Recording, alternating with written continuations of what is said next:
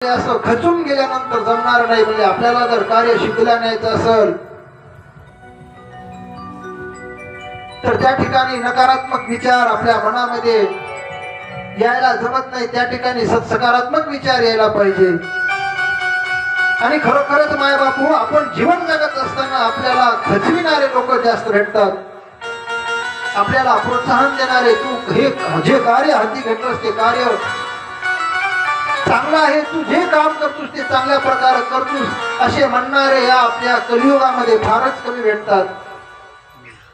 आणि तुम्ही कुठलंही कार्य कितीही जरी चांगलं कार्य करत असाल तर तुम्हाला जितकं तुम्ही कार्य चांगलं कराल तितके तुम्हाला विरोधी भेटतील, जितकं तुमच्यावर संकट आणण्याचा प्रयत्न राहील. हा कलियुगाचा महिमाच आहे. म्हणून त्या ठिकाणी नारद आणि त्या नारदाला भगवंत बोलत आहेत की बाबा म्हणले, खचून गेल्यानंतर ज्या सुखाची आपल्याला प्राप्ती करायची आहे, तुला ज्या गोष्टीची प्राप्ती करायची आहे त्या गोष्टी जर तुला मिळवायची असेल तर एवढ्या लवकर जर खचून गेलास तर चालणार नाही. अशा प्रकारे बोलून पुन्हा एकदा त्या नारदाला भगवंत मृत्यू लोकामध्ये पाठवतात की म्हणले, नारदा पुन्हा एकदा तुला आणखीन त्या मृत्यू लोकामध्ये जावं लागणार आहे. आणि आता मात्र त्या मृत्यू लोकामध्ये गेल्याबरोबर आता मात्र हे त्या ठिकाणी तुला संताचा महिमा सांगणारा, त्या संताचा महिमा ओळखणारा आणि त्या संताच्या संगतीमध्ये गेल्यानंतर जे सुख, जे समाधान प्राप्त होतं त्या समाधानाचं वर्णन करणारा, त्या मृत्यू लोकामध्ये गेल्यानंतर तुला समजेल. म्हणून तू काय कर, पुन्हा एकदा त्या मृत्यू लोकामध्ये जाय. आणि त्या मृत्यू लोकामध्ये पृथ्वीचा राजा असणारा आणि त्या राजाच्या घरी निकटीचे त्या राजाला लेकरू जन्मलेला आहे, बाळ जन्मलेला आहे. आणि त्या बाळाला जाऊन तू विचार, संतांच्या संगतीचा महिमा विचार. ते बाळ मात्र तुला त्या ठिकाणी बोलते आणि तुला त्या ठिकाणी त्या संतांच्या संगतीच्या महिमा, त्या संतांच्या संगतीमध्ये गेल्यानंतर जे सुख, जे समाधान भेटते ते तुला त्या ठिकाणी ऐकायला भेटणार आहे.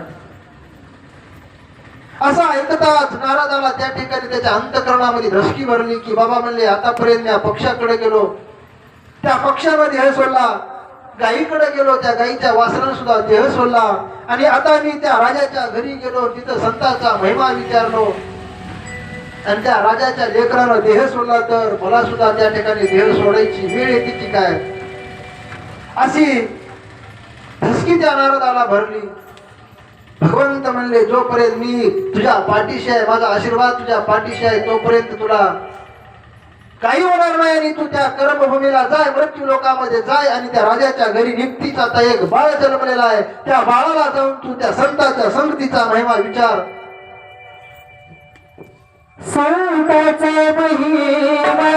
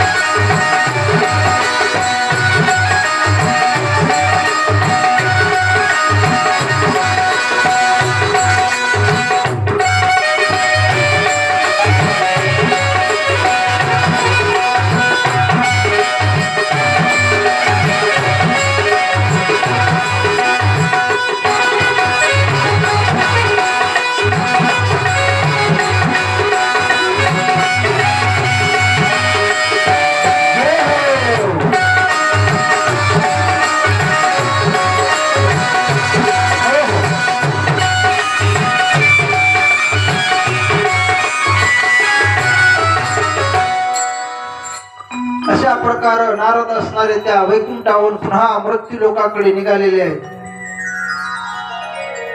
आणि जर आपल्या पाठीमागा भगवंताची कृपा दृष्टी असेल आणि खरोखरच मायबाप होय, विश्व हे जग सगळा समाज तरी आपल्या विरोधामध्ये जात असेल आणि आपल्या पाठीवरती एका संताची, एका सद्गुरूची, एका गुरु महाराजाची जर कृपा दृष्टी असेल तरी आपलं काहीच, आपल्या जीवनामध्ये काहीच फरक पडत नाही. एका ठिकाणी महाराज सांगतात, देव जरी आपल्यावर कोपला असेल, देवाची जरी दृष्टी आपल्यापासून बाजूला गेली असेल आणि त्या देवानं जरी आपल्याला शाप दिला असेल, तो शाप सुद्धा गुरु महाराज दूर करू शकतात. परंतु गुरुचा लागलेला शाप, गुरुनं दिलेला शाप त्या भगवंताला सुद्धा दूर करता येत नाही. एवढा अफार असणारा त्या गुरुची महिमा आहे. तो नारद असणारा त्या मृत्यू लोकांमध्ये येत आहे. येत असताना त्यांच्या मनामध्ये अनंत प्रकारचे विचार येत आहेत. भगवंतांनी मला सांगितलं काही होणार नाही, तू जाय. परंतु त्या ठिकाणी जर मागितल्या प्रमाणे जर अघटित घटना घडली तर माझ्या सुद्धा जीवाचं काही बरं होऊ शकते. त्या ठिकाणी ते राजा आहे, त्या बाळाच्या भोवताली अनंत प्रकारचे शिपाई त्या बाळाच्या रक्षणा करत आहेत आणि त्या ठिकाणी मी गेलो असा प्रकार जर घडला असेल तर माझा काय परिणाम होईल असा सुद्धा त्या ठिकाणी नारद विचार करत करत करत त्या मृत्यू लोकांमध्ये जाऊन त्या राजाच्या राजवाड्यासमोर उभा राहिलेला आहे. त्या ठिकाणी नारद त्या राजाची आज्ञा घेऊन नुकतीच ते जन्मलेलं बाळ त्या बाळाला त्या पाळण्यामध्ये टाकून त्या राजाच्या राणीच्या दास्या असणाऱ्या त्या पाळण्यामध्ये टाकून त्या लेकराला हलवीत आहेत आणि नारद मुनी असणार त्या पाळण्याजवळ जाऊन त्या लेकरासमोर उभा टाकलेला आहे आणि हुबा टाकून त्या लेकराकडं आपल्या दृष्टीनं बघत आहे. ते लेकरू एक दिवसाचं लेकरू त्या पाळण्यामध्ये त्या नारदाकडे बघत आहे. दोघांची दृष्टी लागलेली आहे. नारदाच्या मनामध्ये अजूनही भीती आहे. मी या ठिकाणी जर बोलायला सुरुवात केलो आणि या लेकरांनी जर देह सोडला तर या ठिकाणी वाईट परिणाम होतील असं त्या ठिकाणी चिंता ग्रस्त झालेला तो नारद भीत असताना त्या बालकाला बोलायला लागलेला आहे की बाळा म्हणले, मी त्या भगवंताची आज्ञा घेऊन त्या भगवंताच्या आज्ञेप्रमाणे या ठिकाणी आलेलो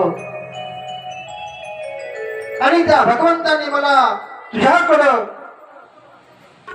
जाण्याचा मार्ग सांगितलाय आणि तू या ठिकाणी मला संतांच्या संगतीचा महिमा सांगावा अशी आज्ञा भगवंताची आहे. असे शब्द त्या नारदाच्या मुखामधून निघाल्याबरोबर ते 1 वर्षाचं बालक असणार त्या पाळण्यामध्ये उठून बसलेलं आहे आणि त्या 1 दिवसाच्या बालकाला त्या ठिकाणी ते बाळ असणार त्या बाळाला वाचा फुटलेली आहे. ते बाळ त्या ठिकाणी बोलायला लागले की नारदा म्हणजे तुला त्या संतांच्या संगतीचं महत्व सांगतो. त्या संतांच्या संगतीमध्ये गेल्यानंतर ज्या सुखाची प्राप्ती होते, जे समाधान या जीवाला भेटते हे तुला मी सांगतो. परंतु ज्याने तुला इथपर्यंत पाठवलंय त्याला मात्र तुला जाऊन परतून घेऊन यावं लागणार आहे. तुला ज्याने माझ्याकडं धाडलंय ना त्याला जाऊन तू इथपर्यंत घेऊन ये. त्यावेळेसच मी त्या संतांच्या संगतीचा महिमा मी तुला सांगणार आहे. नारदाला वाटलं आतापर्यंत मी मृत्यू लोकांमध्ये गेलो, पुन्हा देवाकडे गेलो. देव म्हणत आहे तू जाय त्या बालक सांगाल. आता तू मला बोलायला लागलास की म्हणजे ज्यानं तुला माझ्याकडे पाठवलंय त्याला घेऊन ये. हे काय माझ्यावर संकट पडलं गड्या मला नारद असं त्या बाळानं बोलल्याबरोबर पुन्हा नारद त्या वैकुंठाला जाऊन त्या परब्रह्म परमेश्वराला नमस्कार करतात की देवा म्हणले, तुम्ही मला मृत्यू लोकांमध्ये पाठवलात आणि त्या मृत्यू लोकांमधलं 1 दिवसाचं बाळ मला त्या ठिकाणी बोलायला लागले. ते बाळ मला ज्याने तुला पाठवलंय त्याला तू घेऊन ये. त्यावेळेसच मी तुला त्या संतांच्या संगतीचा महिमा सांगतो. असं बोलल्यानंतर तो नारद मुनी त्या देवाला विनंती करून आराधना करून तो वैकुंठीचा देव आणि तो नारद त्या कर्मभूमीवर त्या मृत्यू लोकामध्ये ज्या ठिकाणी ते 1 दिवसाचं बालक आहे त्या बालकापाशी आलेले आहेत. आणि त्या ठिकाणी आल्याबरोबर ते 1 दिवसाचं बालक त्या देवाला आणि नारदाला नमस्कार करते आणि ते त्या ठिकाणी बोलायला लागले. उजळले भाग्य आता अवघी चिंता वारली, संत दर्शनी हा लाभ पद्म नाभ जोडलेला. अजूनही त्या नारदाला काही कळेना. आता तरी मला त्या संतांच्या संगतीचा महिमा सांग, अशा प्रकारे पुन्हा पुन्हा ते विचारत आहे. कोण? नारद त्या लेकराला, ते 1 दिवसाचं लेकरू नारदाला बोलायला लागले. नारदा म्हणले, तुला अजूनही जर कळत नसल तर तुला मी समजून सांगतो म्हणले. ज्या वेळेस तू मला पहिल्या बार विचारायला आला होतास, पहिली वेळेस विचारायला आला होतास, त्यावेळेस मी त्या वृक्षावर पक्षाच्या योनीमध्ये होतो म्हणला. आणि त्या पक्षाच्या योनीमध्ये असताना तुझं मला दर्शन झालं आणि त्या योनीमधून मी मुक्त झालो म्हणला. म्हणजे एका जन्मामध्ये आपण जर एका पक्षाच्या योनीमध्ये असाल आणि त्या पक्षाच्या योनीमध्ये जर संतांचं दर्शन होत असेल तर त्या योनीमधून मुक्तता होण्याची ताकद त्या संतांच्या दर्शनामध्ये आहे. आणि एका हीन असणाऱ्या पक्षाच्या योनीमधून माझा उद्धार झाला आणि मी एका पवित्र असणाऱ्या गायीच्या पोटी आलो. त्या गायीच्या गर्भामध्ये माझा पिंड वाढायला लागलाय. त्या ठिकाणी सुद्धा मी पवित्र अशा असणाऱ्या गायीच्या कुशीमध्ये माझा जन्म झाला. त्याही ठिकाणी तू नारद आलास आणि त्याही ठिकाणी माझं दर्शन झालं. आणि त्या तुझ्या दर्शनानं मी त्या पशुच्या सुद्धा योनीमधून मुक्त होऊन या ठिकाणी पवित्र असणाऱ्या या नरदेहामध्ये मला जन्म भेटलाय. म्हणजे 2 जीवाचा उद्धार, 2 जीवनामध्ये माझा उद्धार केवळ तुझ्या दर्शनामुळे झालंय. आणि पुन्हा एकदा तू या मृत्यू लोकामध्ये या ठिकाणी येऊन आलास आणि पुन्हा तुझं दर्शन झालंय. नुसतं दर्शनच झालं नाही, तो त्या वैकुंठीच्या देवाचं दर्शन सुद्धा मला तुझ्या संगतीचं हे फळ होय. म्हणून संत दर्शनी हा लाभ पद्म नाभ जोडलेला. काय सांगू आता संताचे उपकार, काय सांगू आता संताचे उपकार,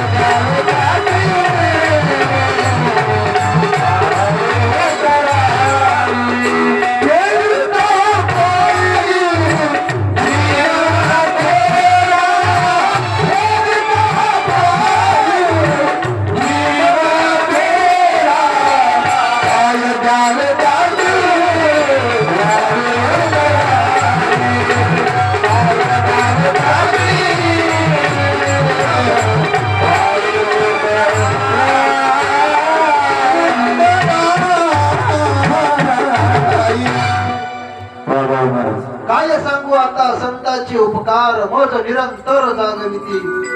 काय द्यावे त्याशी भावे उत्तराई, ठेवीता हा पायी जीव थोडा. खरोखरच हा जीव सुद्धा त्या चरणावर, त्या संतांच्या चरणावर ठेवला तरी थोडा. एवढे उपकार आपल्या त्या संतांचे आपल्यावर आहेत. मग त्या ठिकाणी ते लेकरू असणारा नारदाला बोलायला लागले की म्हणजे तुझ्या शक्तीमुळे माझा 3 जन्मामध्ये उद्धार होऊन नरदेहाची प्राप्ती झाली आणि नरदेहामध्ये येऊन त्या भगवंताची सुद्धा प्राप्ती केवळ तुझ्या संगतीमुळे झाली. हा संतांच्या संगतीचा महिमा आहे. एका हीन योनीमधून जर आपल्याला नरदेह भेटत असेल आणि त्या नरदेहामध्ये येऊन जर भगवंत भेटत असेल तर याच्यापेक्षा मोठी उपकार, याच्यापेक्षा मोठी त्या संतांच्या संगतीचं केले उपकार सांगू मी काय, केले उपकार सांगू मी काय.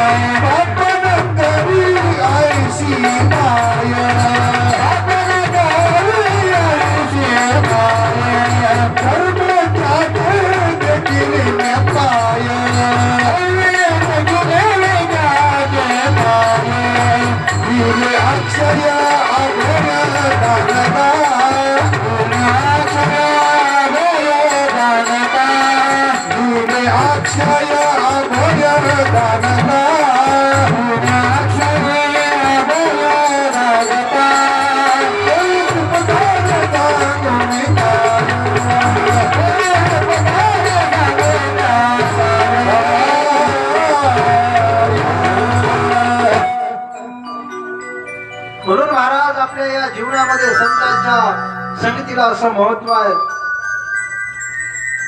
आणि त्या संतांच्या समागमामध्ये जाण्यासाठी आपल्याला कुठेतरी आता एक एक पाऊल समोर टाकलं पाहिजे. संतांच्या संगतीमध्ये जाऊन आपल्या जीवाचा उद्धार आपल्याला या ठिकाणी केला पाहिजे. पण महाराज हे कलियुग आहे. कलियुगामध्ये संतांच्या गुरुच्या परमार्थाच्या वाटेला लागणारे क्वचितच आपल्याला फक्त जीव पाहायला भेटतात. परंतु याच कलियुगामध्ये छत्रपती शिवाजी महाराजांसारखे राज्य सुद्धा त्या तुकोबारायाच्या संगतीला जाऊन त्या तुकोबारायाचं कीर्तन श्रवण करणारे एकमेव राजा असणारे ते छत्रपती शिवाजी महाराज, तेवढ्या मोठ्या त्या महाप्रतापी असणारे त्या स्वराज्याची स्थापना करणारे छत्रपती शिवाजी महाराजांनी सुद्धा संतांची समागम केली. त्या संतांच्या सानिध्यामध्ये गेले. संतांच्या वचनानुसार त्या स्वराज्याला आकार देण्याचं काम त्यांनी त्या संतांच्या मार्गदर्शनाखाली केलं. आणि या कलियुगामध्ये संतापाशी जाऊन जर एखाद्या ठिकाणी कीर्तन होत असेल, कथा होत असेल, भजन होत असेल तर त्या कीर्तनामध्ये या कलियुगामध्ये बसणारा राजा म्हणलं तर एकच होऊन गेलाय, तो म्हणजे छत्रपती शिवाजी महाराज. याचा पुरावा आपल्याला भक्ती विजय ग्रंथामध्ये ऐकायला भेटते. म्हणून त्या राजासारखा दुसरा या कलियुगामध्ये राजा झाला नाही म्हणून एका ठिकाणी महाराज सांगतात, एकच राजा नित्य जन्मला, एकच राजा नित्य जन्मला, शिवनेरी केल्यावर, शिवनेरी केल्यावर माझ्या राजाचं, माझ्या देवाचं माझ्या